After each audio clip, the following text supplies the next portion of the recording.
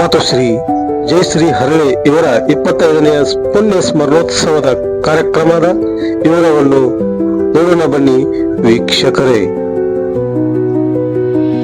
ಇಲ್ಲೆಲ್ಲರೂ ತಾವು ಕೂತೀರಿ, ಯಾರ ಕೈಯೊಳಗೂ ಮೊಬೈಲ್ ಇಲ್ಲ ಅಂದ್ರೆ ನಂಬೋದ ಇಲ್ಲ. ಇವತ್ತು ಪ್ರತಿಯೊಬ್ಬರ ಕೈಯೊಳಗೆ ಮೊಬೈಲ್ ಅದು. ಆದ್ರೆ ಎದಕ್ಕೆ ಬಳಕೆ ಆಗಬೇಕು? ನಮ್ಮ ಮನೆಯಲ್ಲ ಒಂದು ಶಾಲೆ ಒಳಗೆ ಹೇಳ್ತಾ ಇದ್ರು ಯಾರೋ ಒಬ್ರು ಶಿಕ್ಷಕರು, ತಲೆ ಕೆಳಗೆ ಮಾಡಿ ಪುಸ್ತಕ ಓದು ಜಗತ್ತಿನೊಳಗೆ ನಿನ್ನ ತಲೆ ಎತ್ತುವಂಗ ಮಾಡ್ತದ ಅಂತ ಅವ್ರು ಹೇಳ್ತಾ ಇದ್ರು. ಮತ್ತು ಮೊಬೈಲ್ ಕೆಳಗೆ ಚೆಂದ ಮಾಡಿ ಮೊಬೈಲ್ ನೋಡು ನಿನ್ನ ತಲೆ ಎತ್ತದಂಗ ಮಾಡ್ತಾನ ಅಂತ ಹೇಳ್ತಂತ. ಹೆಂಗದರಿ ಒಳಗ ಮೊಬೈಲ್ ಸಂಸ್ಕೃತಿಯೊಳಗ ಪಾಶ್ಚಿಮಾತ್ಯ ಸಂಸ್ಕೃತಿಯೊಳಗ ನಮ್ಮ ತನವನ್ನ ನಾವು ಮರ್ತೀವಿ.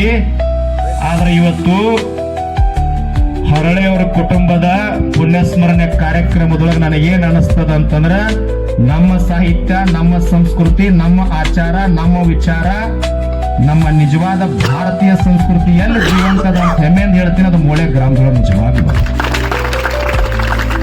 ಎಷ್ಟು ಕತ್ತಲಾದ್ರೂ ಸಹಿತ ಇಷ್ಟೆಲ್ಲ ತಾಯಿಂದ್ರ ಧಾರಾವಾಹಿ ಬಿಟ್ಟು ದೊಡ್ಡ ಚಿಂತೆ. ತಾಯಿ ಅದ್ರೊಳಗೆ ಏನಿಲ್ಲ. ನಿಮಗ್ ವಿನಂತಿ ವೈಯಕ್ತಿಕವಾಗಿ ಮಾಡ್ಕೋತೀನಿ. ಆಮೇಲೆ ಮನೆಗೆ ಹೋಗಿ ಎರಡು ಬೇವ್ರದ್ರ ನಾನು ಬೇರೆ ನನಗೇನ್ ತ್ರಾಸ ಆಗೋದಿಲ್ಲ. ಸನ್ಯಾಸ ಇದೀನಿ, ನನಗೇನ್ ಹಿಂದೆ ಹತ್ತೋದಿಲ್ಲ ಮುಂದೆ ಹತ್ತೋದಿಲ್ಲ. 6ರಿಂದ 9 ಮಟ್ಟ ಮನ್ಯಾಗ ಯಾರು ಟಿವಿ ಚಾಲೂ ಮಾಡ್ಬೇಡಿ. ನಿಮ್ಮ ಮಕ್ಕಳು ಒಳ್ಳೆ ನೌಕರಿ ಹಿಡಿಬೇಕು, ಒಳ್ಳೆ ಶಿಕ್ಷಣ ಮಾಡಬೇಕು, ಬಹಳ ದೊಡ್ಡ ದೊಡ್ಡ ಸ್ಥಾನಕ್ಕೆ ಹೋಗ್ಬೇಕಂದ್ರೆ ನೀವು 6ರಿಂದ 9 ಒಟ್ಟ ಟಿವಿ ಚಾಲೂ ಮಾಡಬೇಡ್ರಿ. ನಿಮ್ದು ಅದಕ್ಕೆ ಸಹಕಾರ ಇರ್ಲಿ. ಧಾರಾವಾಹಿ ಒಳಗೆ ಏನಿರ್ತತಿ? ಸೊಸಿ ಕೈಯಾಗ ಚಾಕು ಇರ್ತೈತಿ, ಅತ್ತೇನು ಕೊಲ್ತಿರ್ತಾಳೆ. 8 ಎಪಿಸೋಡ್ ಆದ್ರೆ ಆಕೇನು ಕೊಲ್ಲಂಗೆ ಇಲ್ಲ. ಯಾಕ್ರಿ ಬುದ್ಧಿ? ಚಾಕು ಕೈಯಾಗ ಇರ್ತೈತಿ, ತುಸ್ತ ಏನ್ರಿ ಹೇಳ್ತಾಳ ನೋಡ್ಬೇಕು ನೀವು, ಭಾಳ ಚಂದ ಇರ್ತದ. ಏನ್ ಮಾಡೋ?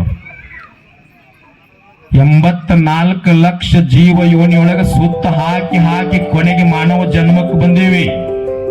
ತಮಗೊಂದು ಮಾತು ಹೇಳ್ತೀನಿ, ಈ ಮೂಗಿನಿಂದ 21,600 ಪ್ರತಿ ಶ್ವಾಸ ಹೋಗ್ತದ ದಿನಕ್ಕೆ. ಶ್ವಾಸೋಶ್ವಾಸಿ ನಿಮಿಷಿ ವಾರಿಕೇರಿ ಪಂಡರಿ ಅಂತೇಳಿ ವ್ಯರ್ಥ ಮಾಡ್ಕೋಬೇಡ್ರಿ. ಹಾಳಾಗಿ ಹೋಗ್ತದ ಬದುಕು. ಕೋವಿಡ್ದೊಳಗು ನಾವು ಉಳಿದಿವಿ ಅಂತಂದ್ರೆ ಸಾರ್ಥಕ ಮಾಡ್ಕೋಬೇಕು. ಸಾತ್ ಬಿಡಕ್ಕೆ ಮುಕ್ತಿ ಬೇಕಾಗಿಲ್ಲ. ಇದ್ದಾಗಿ ಕಾಲದೊಳಗೆ ಮಣ್ಣಿನೊಳಗೆ ನಿಜವಾಗ್ಲೂ ನಿತ್ಯ ಮುಕ್ತರಾಗಿ ಬದುಕಬೇಕಾಗ್ಯದ. ಅತನಿಶ್ಯಗಳಂಗ್ ಬದುಕಿ ಹೋಗ್ಯಾರ. ನೀವು ಕುಂತಾಗ ನಿಂತಾಗ ನಡೆಯುವಾಗ ಕೆಲಸ ಮಾಡುವಾಗ, ತಾಯಿಂದ್ರ ಅಡಿಗೆ ಮಾಡುವಾಗ, ರಂಗೋಲಿ ಹಾಕುವಾಗ, ರೈತರೆಲ್ಲ ಹೊಲ್ದಾಗ ಕೆಲಸ ಮಾಡುವಾಗ ಓಂ ನಮ ಶಿವಾಯ ಅನ್ರಿ, ಬಸವ ಅನ್ರಿ, ಬುದ್ಧ ಅನ್ರಿ, ಮಹಾವೀರ ಅನ್ರಿ, ಶಿವಯೋಗಿ ಅನ್ರಿ, ಮಾಧವ ಅನ್ರಿ, ಸಿದ್ಧಾರೂಢ ಅನ್ರಿ, ಮಂಗಸೂಳಿ ಮಲ್ಲಯ್ಯ ಅನ್ರಿ, ಬಸವಣ್ಣ ಅನ್ರಿ, ಯಾರ ಹೆಸರಿನಿಂದ ಕರೆದ್ರು ಸಹಿತ ಭಗವಂತ ಹೋಗಿ ಮುಟ್ಟುತ್ತದ. ಈ ನಾಮಸ್ಮರಣೆಗೆ ಎಷ್ಟು ತಾಕತ್ತದ ಅಂದ್ರ, ನಾಮಸ್ಮರಣ ಕರಾವೆ ಜಡತಿಲ ಪಾಪೆ ಜನ್ಮಾಂತರಿಚೆ ಅಂತ ಹೇಳ್ತಾರ. ನೀವು ಕೆಲಸ ಮಾಡುವಾಗ ಇದಕ್ಕೇನು ರೊಕ್ಕ ಕೊಡ್ಬೇಕಾಗಿಲ್ಲ, ಧರ್ಮ ಇಲ್ಲ, ಜಾತಿ ಇಲ್ಲ. ಅಡಿಗೆ ಮಾಡುವಾಗ ಓಂ ನಮ ಶಿವಾಯ ಅನ್ರಿ. ತಾಯಿಯಾದ ಅಡಿಗೆ ಆಗೋದಿಲ್ಲ, ಪ್ರಸಾದ ಆಗ್ತದ. ಹೊಲ್ದಾಗ ಕೆಲಸ ಮಾಡುವಾಗ, ಬಿತ್ತನೆ ಮಾಡುವಾಗ, ಎತ್ತಲ್ ಅಂಗಡಿ ಹೊಡೆಯುವಾಗ, ಗಳೆ ಹೊಡೆಯುವಾಗ ಓಂ ನಮ ಶಿವಾಯ ಅನ್ಕೊಂತ ಹೊಡಿರಿ. ಭೂಮಿ ಫಲವತ್ತತೆ ಹೆಚ್ಚು ಬರ್ತದ. ನಾಮಸ್ಮರಣೆ ಅಷ್ಟು ತಾಕತ್ತದ. ಬಹಳ ಜನ ಮಹಾತ್ಮರು ಸಾಧಿಸಿ ತೋರ್ಸಿ ಹೋಗ್ಯಾರ. ನಾಮಸ್ಮರಣೆಯನ್ನ ಮಾಡ್ತಾ ನಮ್ಮ ನಿಮ್ಮೆಲ್ಲರ ಜನ್ಮ ಉದ್ಧಾರ ಮಾಡ್ಕೊಳ್ತಾ, ಜನ್ಮ ಕೊಟ್ಟಿರ್ತಕ್ಕಂಥ ತಂದೆ ತಾಯಿಗೆ ಮೊದಲು ಗೌರವ ಕೊಡೋದನ್ನ ಕಲಿಯೋಣ ಅಂತ ಹೇಳಿ ನನ್ನೆರಡು ಮಾತುಗಳಂತ ತಮ್ಮೆಲ್ಲರ. ಹಿಂಗಂದ ಮೇಲೆ ಹರಳಯ್ಯನವ್ರು ಏನಂದ್ರು, ಪರಮಾತ್ಮನ ಬಿಟ್ರೆ ಎರಡನೇ ಪರಮಾತ್ಮ ಅಂದ್ರೆ ಕಲ್ಯಾಣದ ಬಸವಣ್ಣ. ನಮ್ಮಂತ ಬಿದ್ದವ್ರನ್ನ ಎತ್ಕೊಳಕನ ಹುಟ್ಟಿದ ಪುಣ್ಯಾತ್ಮ.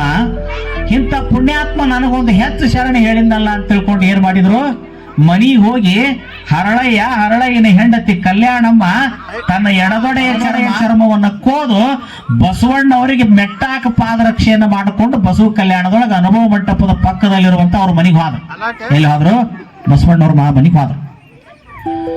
ನಿಮ್ಮ ಕೈಯಾಗ ಒಂದು ಸೂಜಿ ನಟ್ರ ರಕ್ತ ಬರ್ತೈತಿ, ಒಂದು ಸುಡು ಪಾತ್ರಿ ಮುಟ್ಟಿದ್ರ ಕೈ ಸುಡ್ತೈತಿ, ಒಂದು ಕಾಲಾಗ ಮುಳ್ಳ ನಟ್ರ ನೋವು ಆಕತಿ, ಒಂದು ಚರ್ಮನ ಕೊಯ್ಕೋಬೇಕಂದ್ರೆ ಎಷ್ಟು ನೋವು ಆಗಿರ್ಬೇಕು ಅವ್ರಿಗೆ.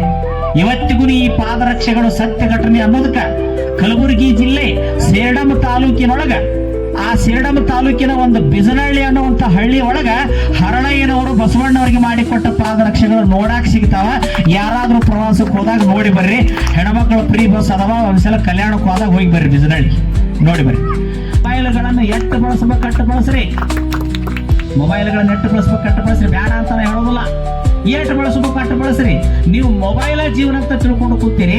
ಆ ಮೊಬೈಲ್ ಅನ್ನೋ ಜೀವನದೊಳಗ ತಂದಿ ಮರ್ತೀವಿ, ತಾಯಿ ಮರ್ತೀವಿ, ಗೆಳೆಯರನ್ನ ಮರ್ತೀವಿ, ಮಕ್ಕಳನ್ನ ಮರ್ತೀವಿ, ಸಂಬಂಧಿಕರನ್ನ ಮರ್ತೀವಿ, ನಮ್ಮಂತ ಸ್ವಾಮಿಗಳನ್ನ ಮರ್ತೀವಿ, ಧರ್ಮ ಮರ್ತೀವಿ. ಬರೀ ಸರಸಿದ್ದ ಬರೀ ಸರಸಿದ್ರಿ ಹೊತ್ತಿನಾಗ ಮೊಬೈಲ್ ವೀಕ್ಷಣೆ ಮಾಡಿದ್ರ 3 ರೋಗಗಳು ಬರ್ತಾವ.